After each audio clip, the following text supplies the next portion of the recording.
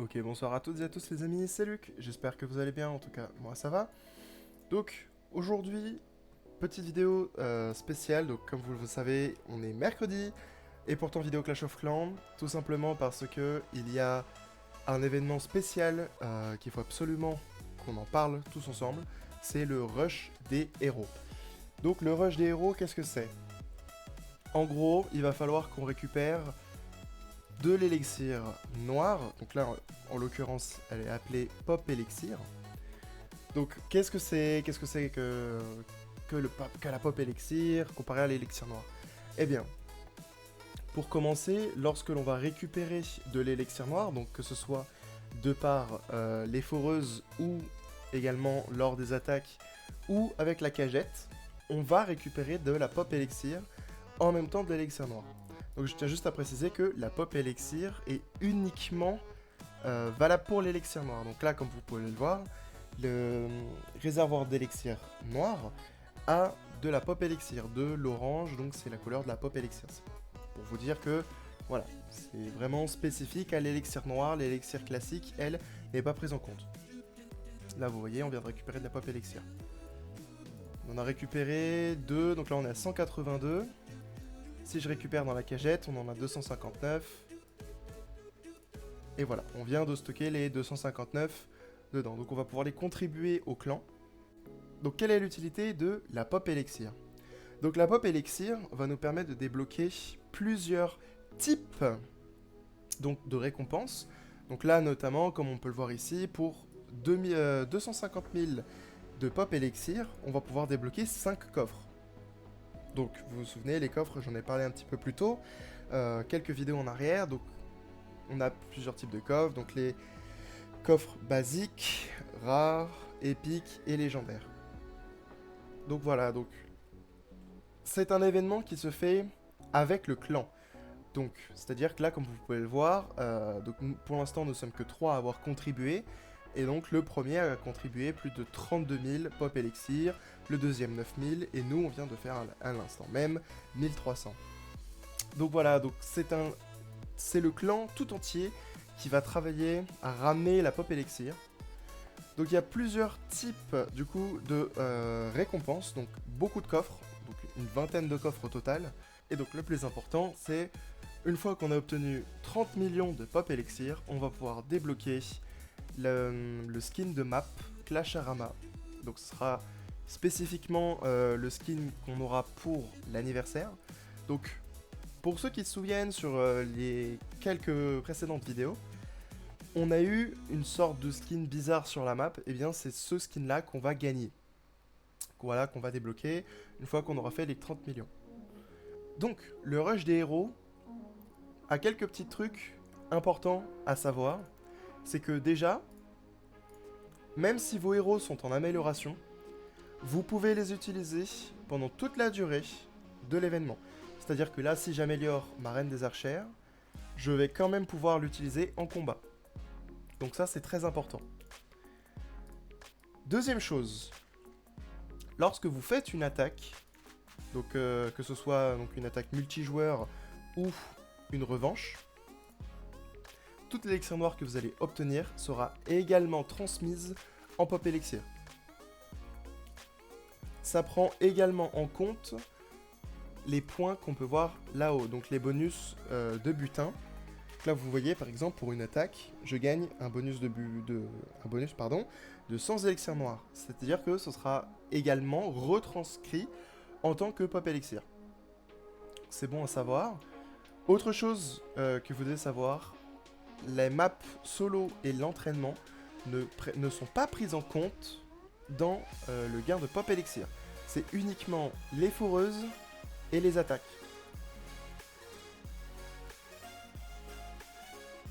Quelque chose que je n'ai pas vérifié, c'est si jamais vous avez amélioré récemment votre hôtel de ville. J'en déduis bien évidemment que le boost de x4 présent pour les étoiles doit également s'appliquer. La théorie voudrait que...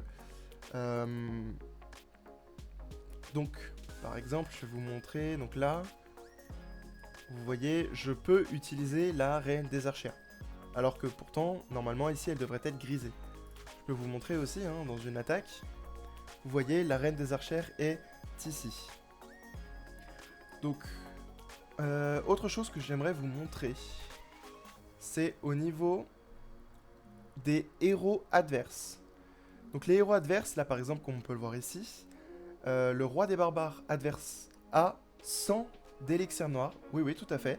C'est-à-dire que si jamais vous arrivez à éliminer le roi des barbares adversaire, vous allez obtenir de l'élixir noir. Donc ça, c'est vraiment pratique. C'est-à-dire que vous pouvez également récupérer donc, ce qu'il a dans ses réserves, y compris du coup, ses ressources, y compris les ressources qui sont dans le roi des barbares. Encore une fois, c'est là uniquement pour cet événement.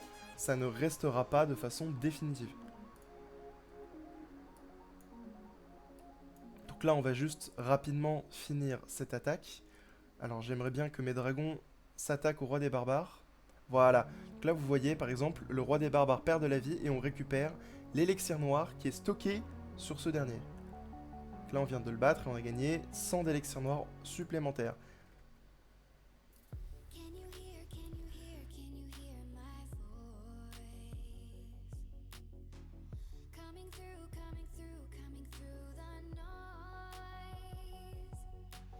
Donc là, on vient de finir l'attaque. Donc comme vous pouvez voir, on a récupéré 527 d'élixir noir avec l'attaque. Et dans le bonus, on récupère 100.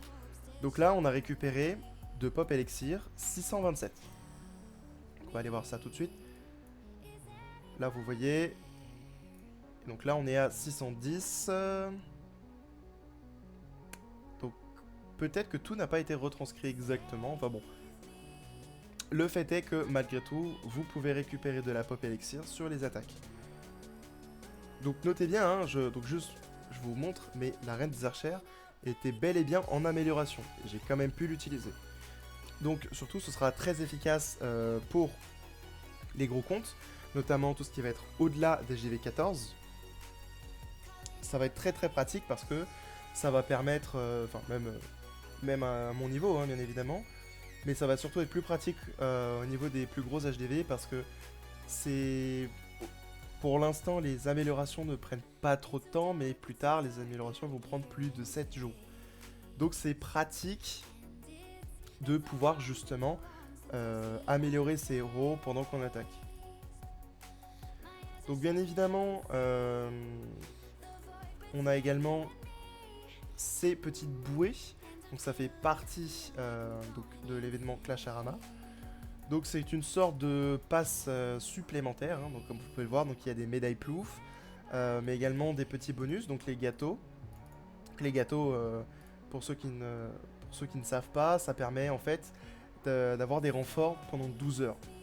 Gratuitement, sans utiliser, soit sans utiliser nos petites gemmes ici présentes, et également sans compter sur un allié qui soit connecté, et ainsi de suite. Donc ça peut être pratique. Donc, je vous conseille plutôt d'utiliser ces gâteaux si vous avez prévu de faire beaucoup d'attaques d'affilée. Donc, ils ne durent que 12 heures, donc c'est quand même long. Mais je vous conseille de ne pas les récupérer, parce que si par exemple vous le récupérez là, eh bien une petite boîte apparaîtra à côté donc, de tout ce qui va être nouveauté et tout ça. Et vous aurez 24 heures pour l'utiliser. Donc, c'est relativement court. Donc je vous conseille, si vous n'avez pas prévu de l'utiliser, laissez-le dedans pour le moment.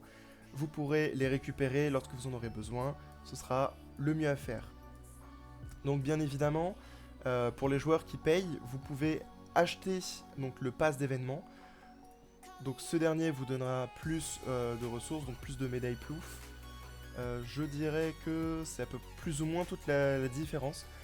Franchement, pour moi, je vois pas l'intérêt de le prendre. 6 € pour pas grand chose.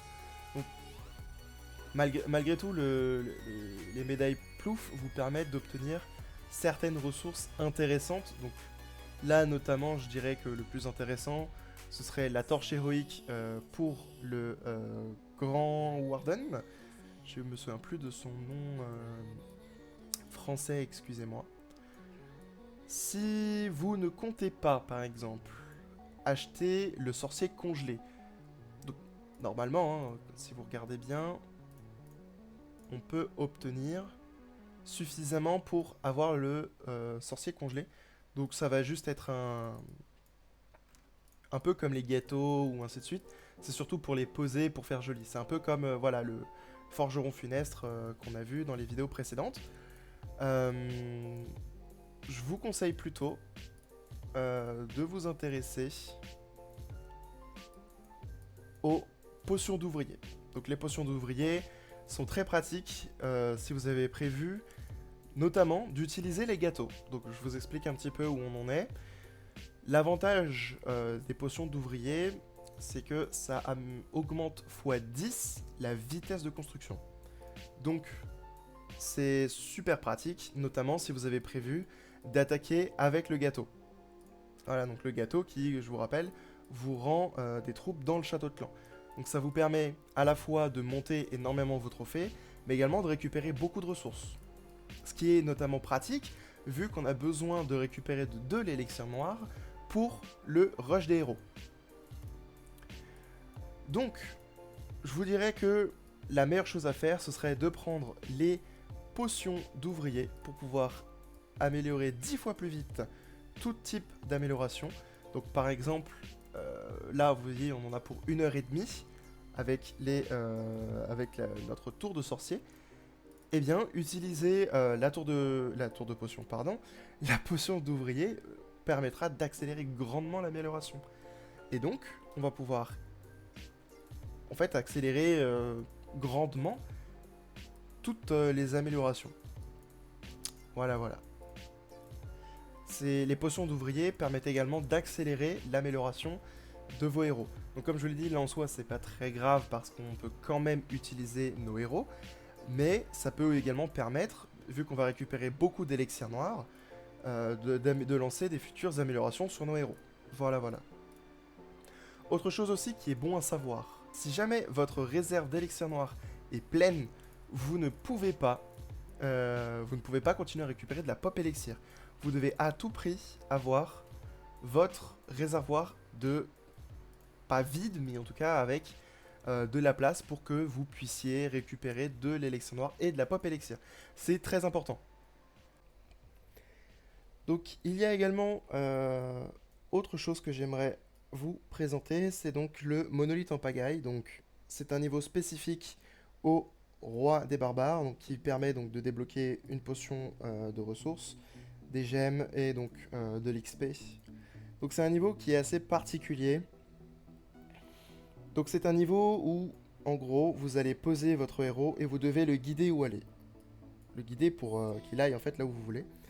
Donc la première chose qu'on va faire, c'est on va essayer d'attaquer tout ce qui va être donc tour de sorcier, la petite tour de l'enfer. Donc là, vous allez laisser maintenant, une fois que vous avez tout détruit ici, vous allez laisser le roi des barbares détruire les troupes, puis vous allez le réenvoyer au niveau de la tour de sorcier. Donc là maintenant, on va pouvoir le laisser détruire tout ça. Et là maintenant, on va pouvoir envoyer notre roi des barbares au niveau de propulseur d'air ici. Donc pourquoi? Parce que ça va nous permettre d'utiliser les troupes spéciales. Donc j'en ai pas encore parlé, c'était volontaire. Je voulais d'abord vous expliquer un petit peu l'utilité, enfin je vais d'abord vous expliquer en fait dedans comment fonctionne le mode de jeu. Comme ça me permet également de vous parler un petit peu de tout ce qui se déroule. Donc là maintenant, une fois que vous êtes arrivé et que vous avez fait tout ceci, vous pouvez juste laisser les barbares faire le travail. Donc que ce soit les super, les barbares spéciaux ou même tout ce qui va être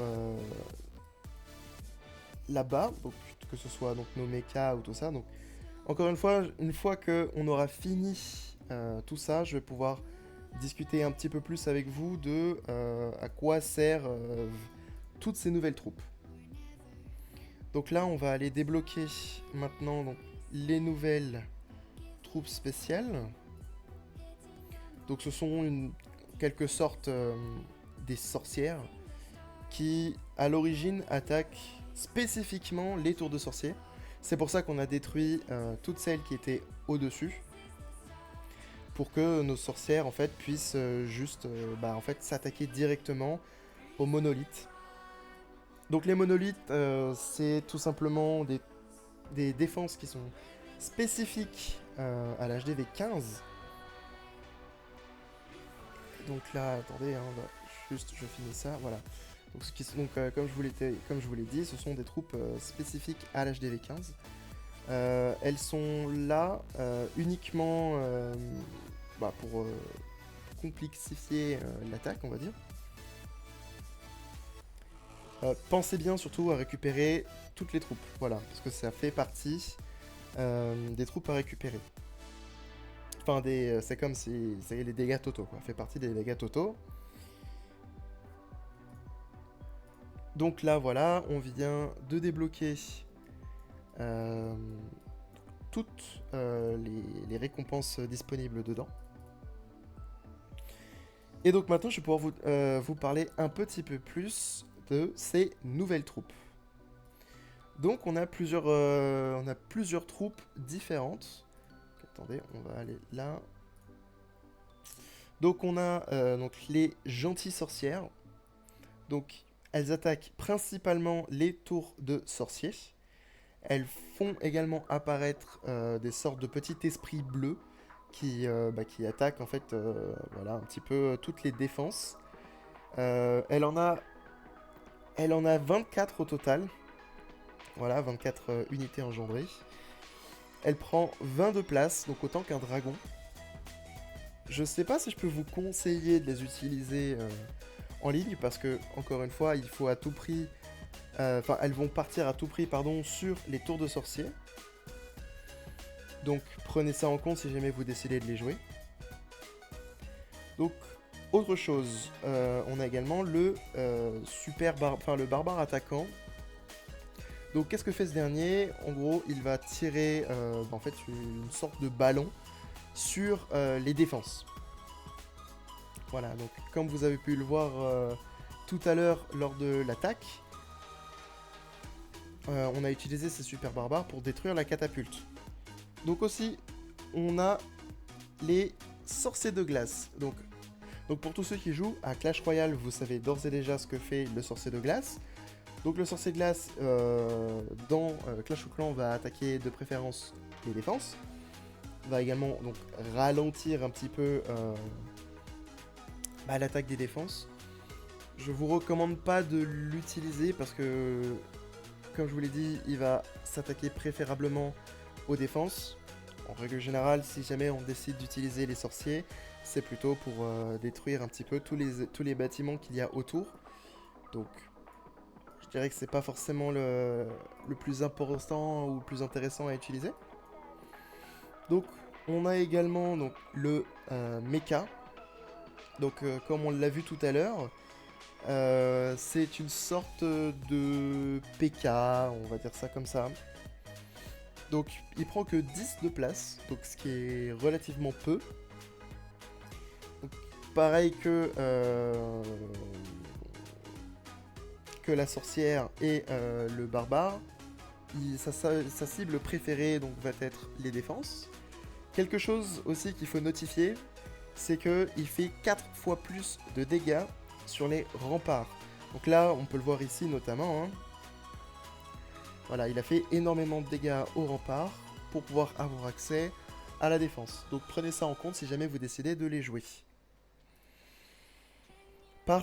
Pourquoi je vous dis ça? Parce que il y a le bélier de combat. Donc, j'ai déjà eu l'occasion de vous expliquer comment fonctionnaient les béliers de combat, notamment au niveau de la capitale. Oui, parce que ce sont les mêmes béliers de combat. Donc, un bélier de combat va détruire un rempart.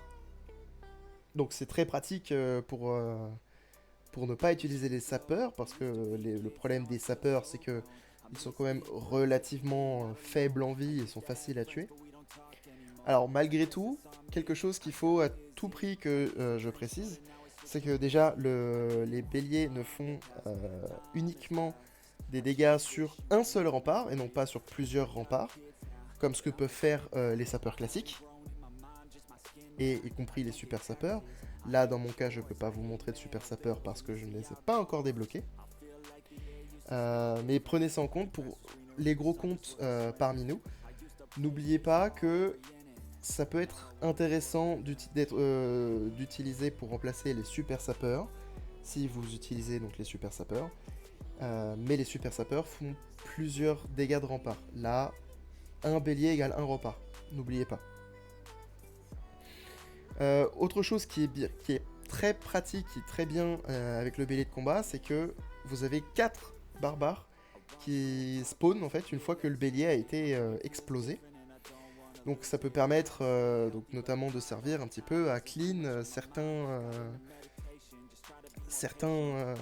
comment vous explique certains bâtiments. Par exemple, on va faire quelques tests.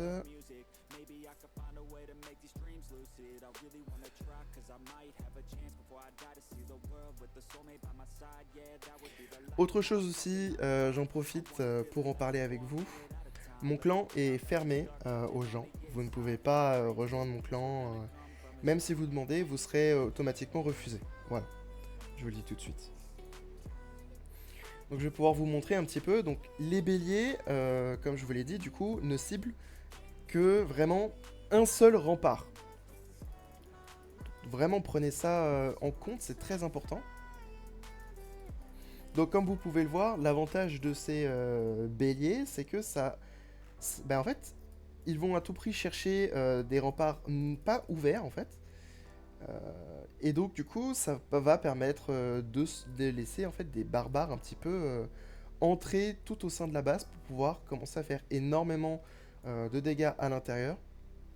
Donc là aussi, notez que j'ai décidé de prendre, pardon, 50 béliers. Donc dans l'idée, vous ne partez pas avec 50 béliers. Là, c'était un petit peu pour vous montrer ce qui est possible de faire avec ces béliers. Donc je vais également pouvoir vous montrer ce que ça donne avec, donc par exemple, les gentilles sorcières. Donc comme je vous l'ai dit, les gentilles sorcières vont majoritairement chercher à éliminer les tours de sorciers. Donc si vous avez des tours de sorciers sur l'extérieur, repensez-y. Parce que là, notamment, vous voyez, j'ai envoyé mes super sorcières. Les super sorcières sont des troupes aériennes, donc du coup, sont également mises en danger par les défenses anti-aériennes et tout le reste. Donc, en vrai, les gentilles sorcières, pardon, sont quand même assez intéressantes. Je vous déconseille de faire uniquement une équipe super sorcière parce que comme vous pouvez le voir, eh bien, nous n'avons plus rien.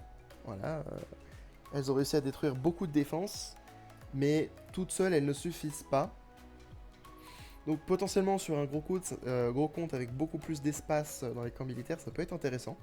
Mais en tout cas, là, pour moi, avec mon petit hôtel de ville niveau 8, c'est pas intéressant. Maintenant, on va pouvoir faire de même avec le mecha. Donc le mecha, comme je vous l'ai dit, c'est majoritairement donc, les défenses.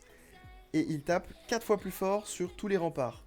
Donc vraiment, c'est très très très intéressant si vous voulez pas avoir, par exemple, de bélier ou de sapeur. Voilà.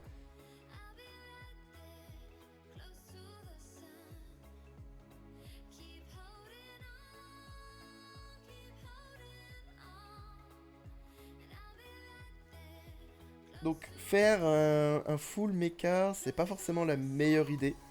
Parce que bien qu'il soit quand même très résistant, je ne pense pas que vous allez avoir le temps nécessaire en fait pour pouvoir tous les éliminer.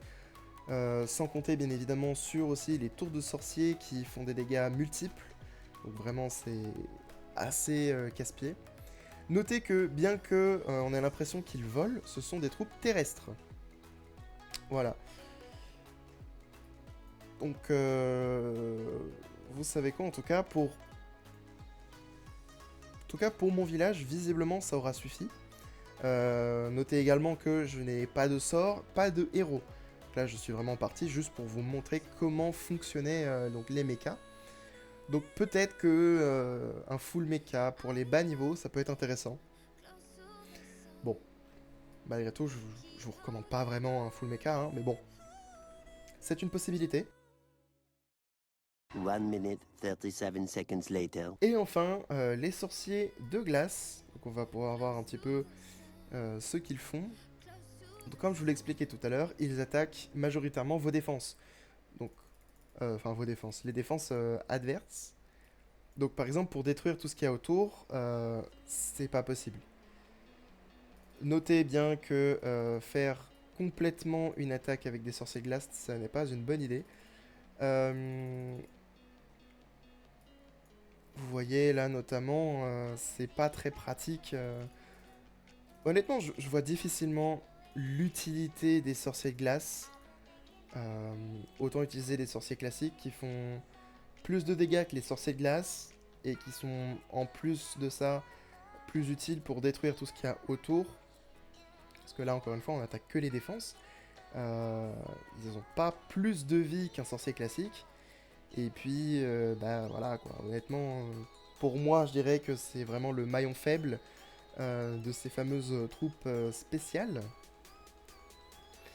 Donc là, pour le moment, nous avons 5 types de troupes spéciales, donc je viens de toutes vous présenter à l'instant. Mais un petit peu plus tard, dans le mois d'août, il y aura d'autres types de troupes spéciales. Donc encore une fois, comme cette vidéo, je vous ferai une petite vidéo explicative de comment ces dernières fonctionnent. Donc voilà, donc c'est à peu près tout ce que je voulais vous dire pour le 13e anniversaire de Clash of Clans, également pour le rush des héros et donc les nouvelles troupes. Et puis je pense qu'on va pouvoir s'arrêter là. Eh bien les amis, si la vidéo vous a plu, n'hésitez pas à laisser un like et à vous abonner, ça aide grandement la chaîne. Et vous pouvez toujours vous désabonner ultérieurement si vous changez d'avis. Sur ce, c'était Luc, à la prochaine.